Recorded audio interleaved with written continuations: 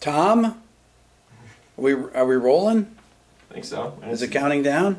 Yep, we're going. Thanks. Nice. What's up, everyone? Happy Easter weekend. Hope you guys are going to have a great Easter for those of you that celebrate it tomorrow. Coming on a little bit late on Saturday here, but we're going to have a lot of fun. You see the whiteboard behind me.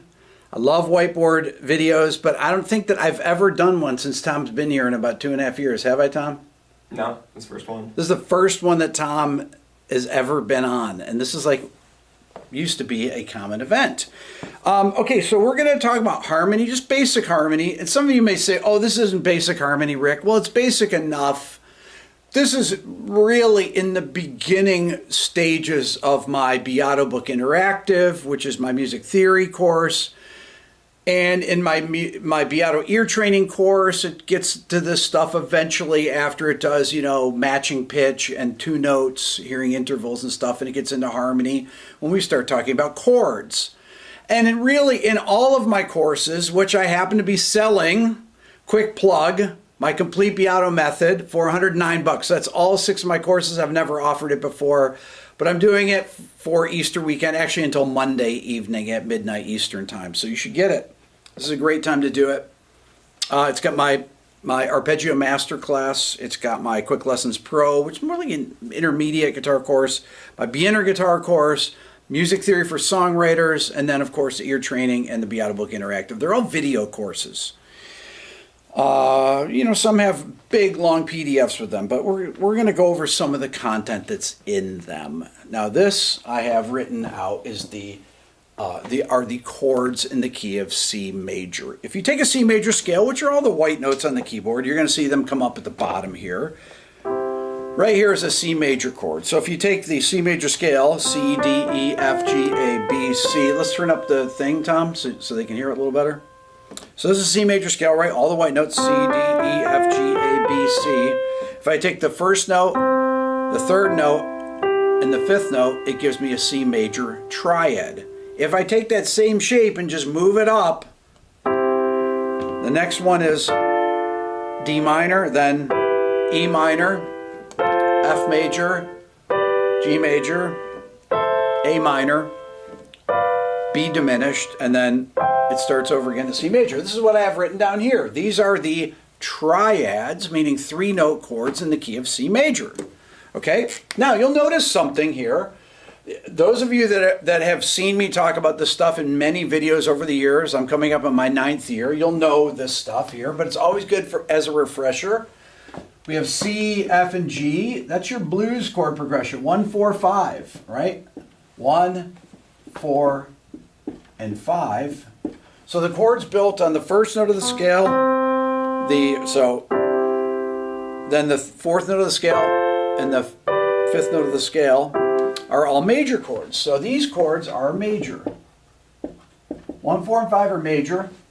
2, 3, and 6 are minor chords. 2, 3, this is how you memorize them. And 6 are minor chords. And of course the chord built on the 7th scale degree is a diminished chord. Okay?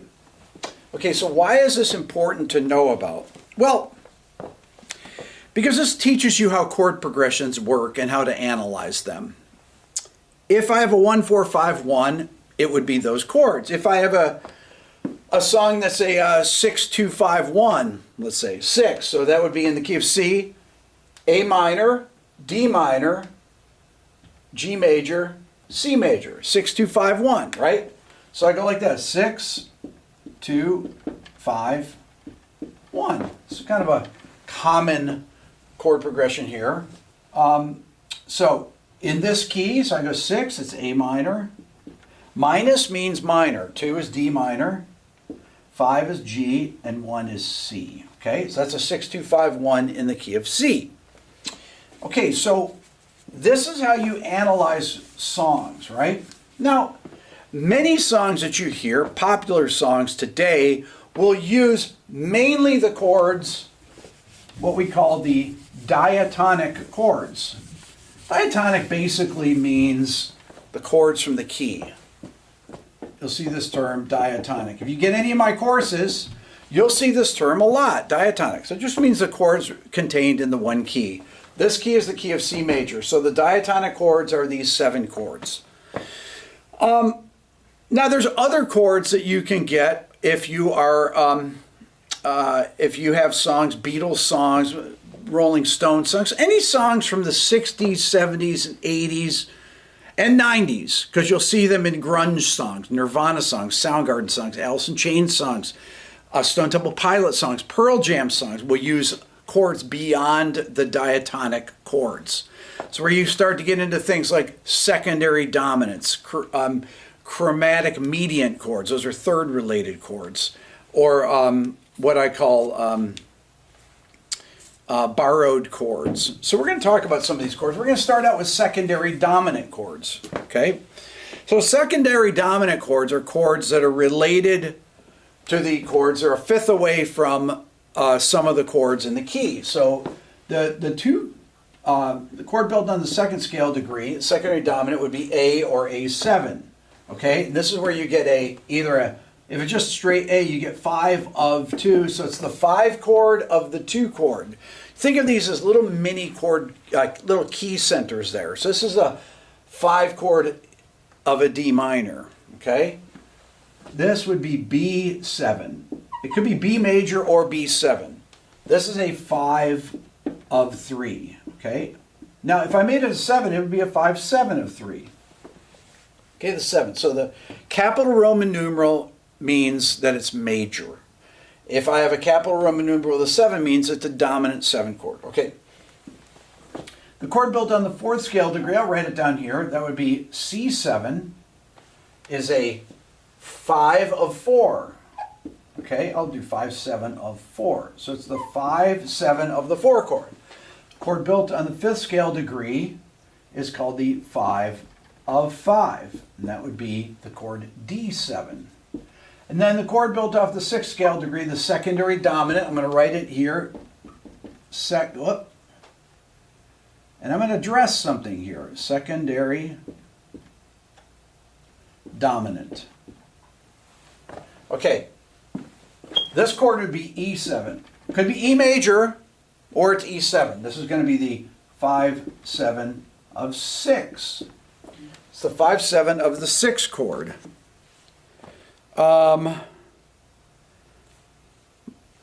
My son Dylan just texted me about sprinting.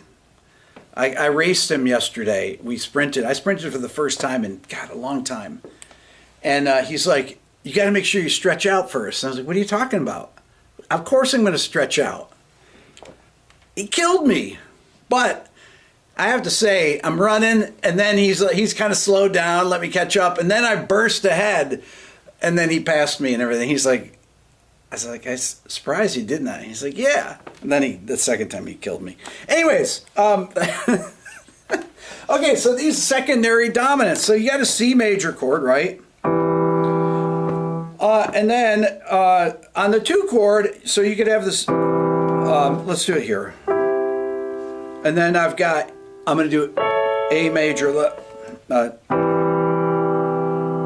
then I'll do A major, 5/7 of 2 to 1. So you got, there's C major, 5 of 2 to 2, 5 of 3 to 3, then 5 of 4, 5 of 5 to 5, 5 of 5 to 6, and then, okay, so I just played all the secondary dominants. I didn't play them as dominant 7th chords. But each of these chords, if I'm in the key of C major, if I go C, F, G, C, and then I add in one extra chord. If I go C, F to A to D minor. Wow, right? And I could go to this, to this, to this, to this. So I added in just some secondary dominant chords in there just so you could hear what they sound like. And I'll give you a chord progression that that uses secondary dominant chords. Chord progression would be like Oasis, like Don't Look Back in Anger, C, E major, F major, G. Right? So it's a 1. Some people would say that's a 3 major, but it's really, E is really the 5 of 6. 5 of 6 going to 4. That's actually a common move. 5 of 6 to 4 to 5 back to 1. So it'd be like, you know,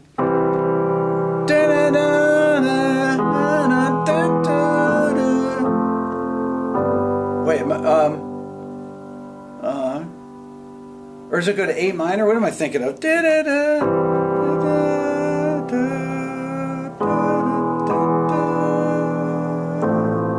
it go to A minor? I can't remember. Or does it go to F? Doesn't matter.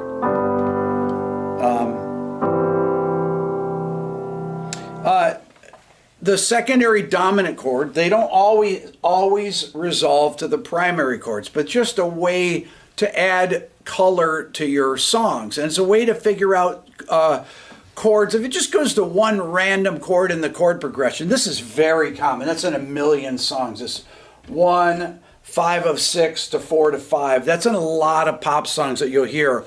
When I do these Spotify top 10 song lists, that's probably the most common chord progression that you'll find in popular music today. If there's going to be one chord that's not diatonic, it's going to be that particular secondary dominant. You'll hear it in, you know, Olivia Rodrigo songs. You'll hear it in tons of songs. So when you start getting back in the Beatles, this is where you get 4 minor chords and you get all these different things, a lot of borrowed chords and stuff like that. We're going to talk about this. So beyond secondary dominant chords, you can have chords that come from the parallel minor key, okay? Parallel minor, so you got C major, right? And you have the parallel minor is C minor, okay? Okay, so the parallel minor, C minor, so this is what calls parallel. Oh my God.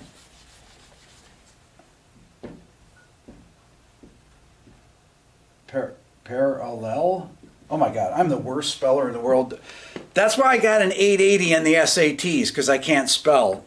Okay, so C minor. The 1 chord is C minor, right? Minus is minor. The 2 chord here is going to be D diminished. Okay, so in the key of C minor, if I just write the notes of C minor out, so it's going to be C, D, E flat, F, G, A flat, B flat, C. That's a C minor scale. So I'm just going to write the notes down. E flat, F, G, A flat, B flat. Those are the notes in the scale. Then I'm going to write down what type of chord it is. Okay, this is going to be F minor, right? Once again, minus is minor. And then you have G minor, and A flat major, and B flat major. Okay, so these are the chords in the key of C minor. Well, these are also what we would call borrowed chords from the parallel minor. Okay, so I'm going to do this. So the chords will be, this will be 1 minor, 2 diminished, 3 flat 3 major, 4 minor,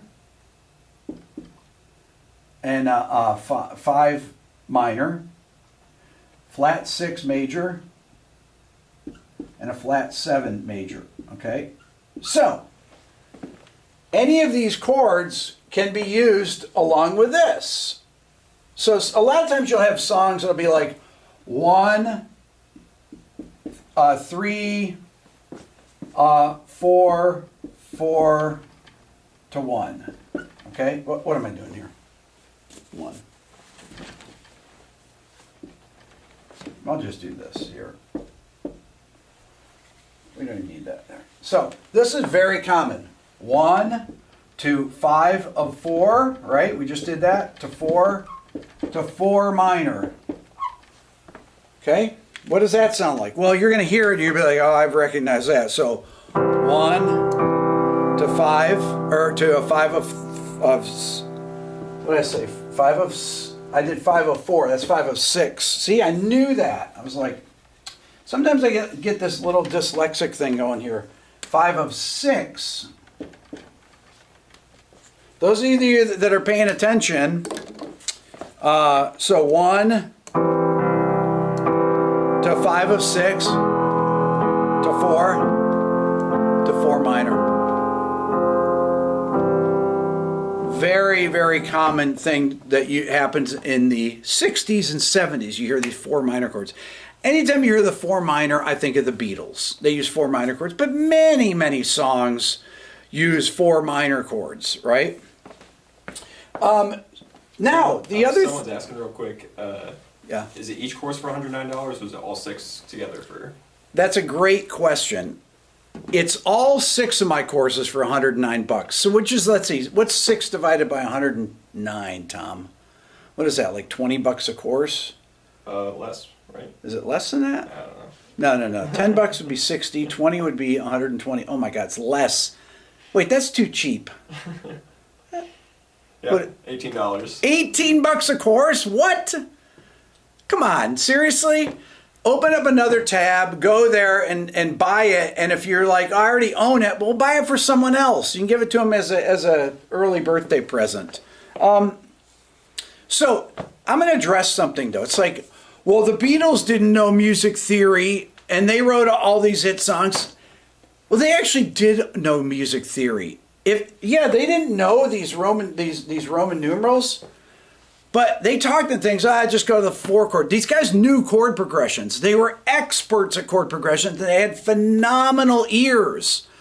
All these guys, you'd be shocked at what people know that they say that they don't know. When I interviewed Rick Rubin says, in his interviews, I don't know anything about equipment.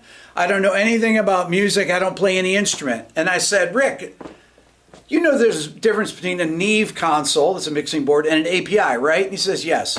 You know the difference between a compressor and an EQ, right? Yes. You played guitar on this Beastie Boys song, right? Yeah. I play rudimentary guitar. It's like, come on, you played guitar.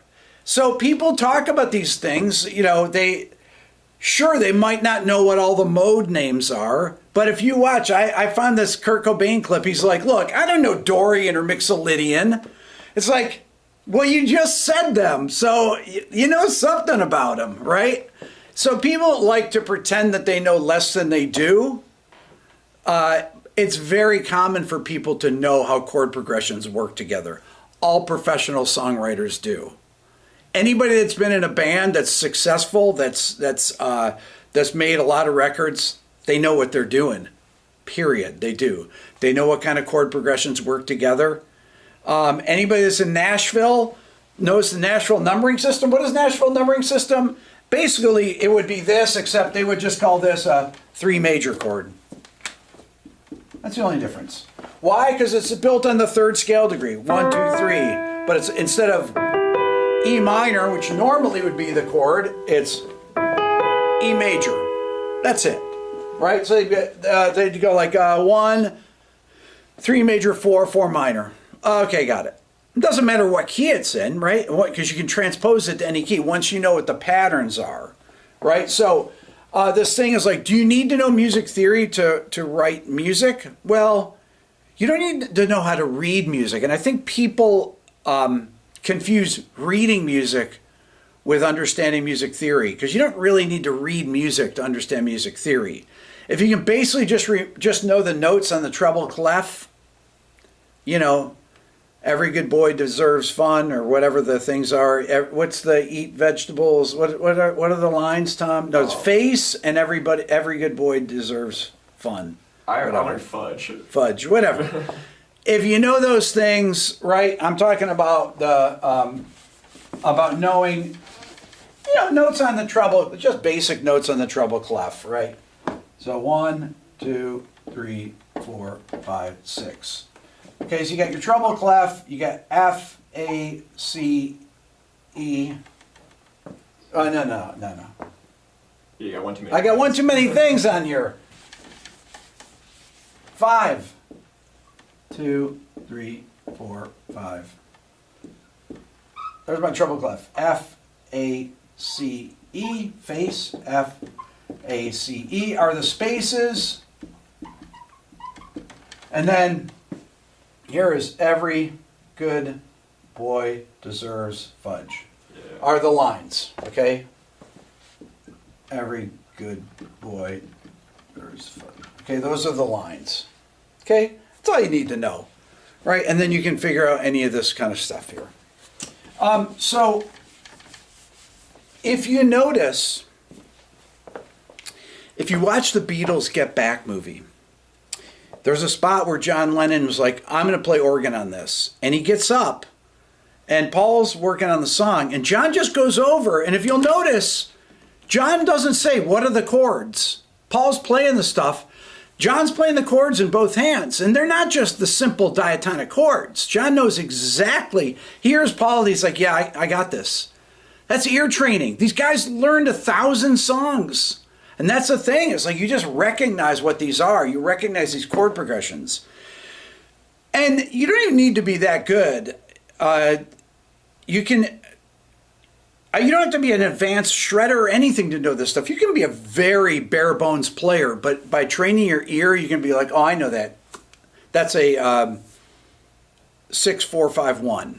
That's a 4-1-6-5.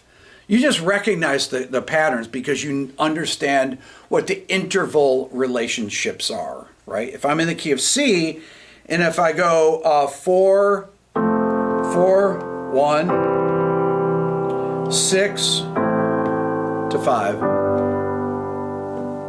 you've heard that a million times. Or if you hear this major chord,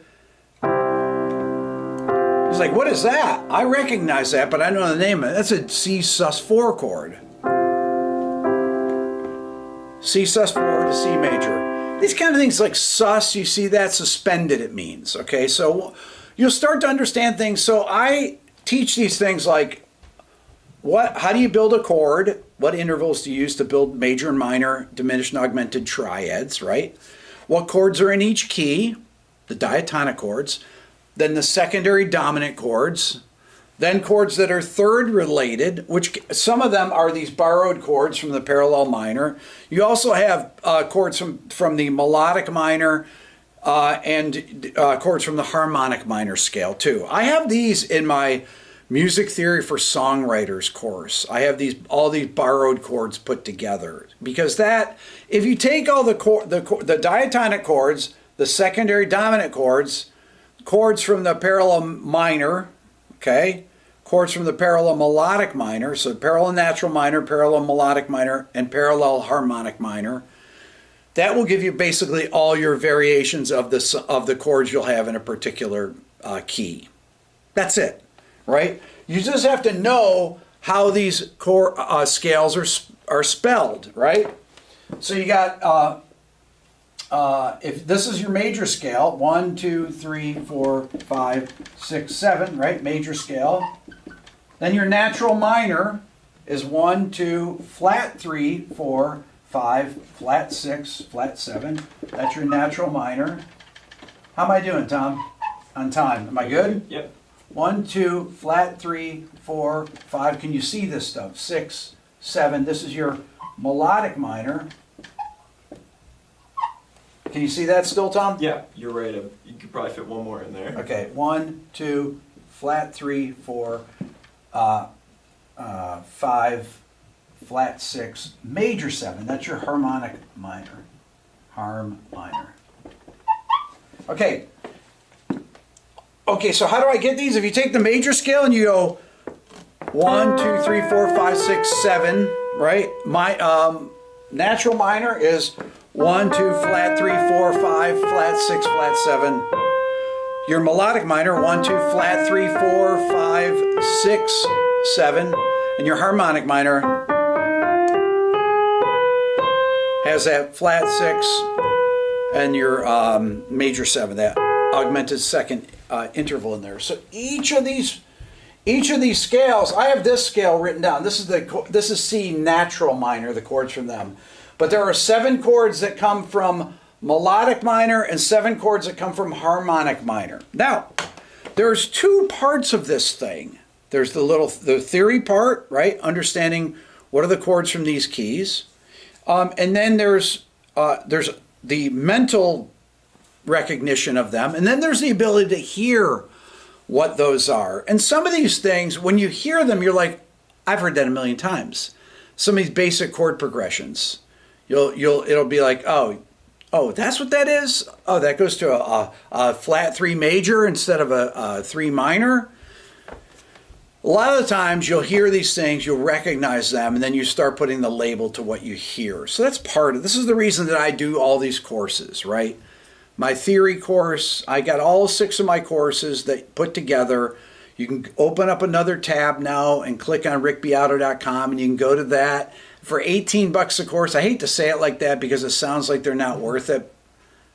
Tom's laughing over here. I mean, they're worth way more than 18. It's like a $700 and something savings, $7.95 or something. If you were to buy them, I'd start selling these things in bundles because it's like, if you're going to teach people stuff, you need to be armed with a few different things, right? You can't just ear training without theory. And in my ear training course, it's got hundreds of modules, okay, to test you on stuff. But you also need to know the theory, and it has a booklet that goes with it, a PDF that goes with it, that's your basic theory. But what you want to be able to do is train your ear to be able to hear everything, so you can figure out any song, right? Or if you have a song in your head and you're trying to figure out what it is, you can do it.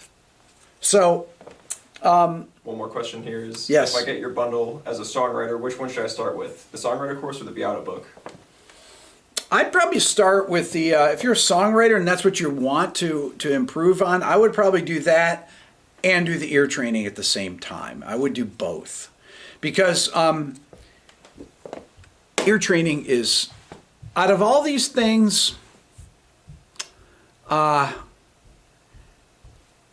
training is extremely important, right? Because your ability to figure out things by ear it's just, knowing what you hear is, there's 2 parts of it, right? You hear a song, you're like, okay, I think I can figure that out. Go through, oh, that's not quite right. Oh yeah, it goes here, so I got the chord progression then. It's not only that, but it's like, I hear a melody in my head, and I want to be able to write it down or remember it.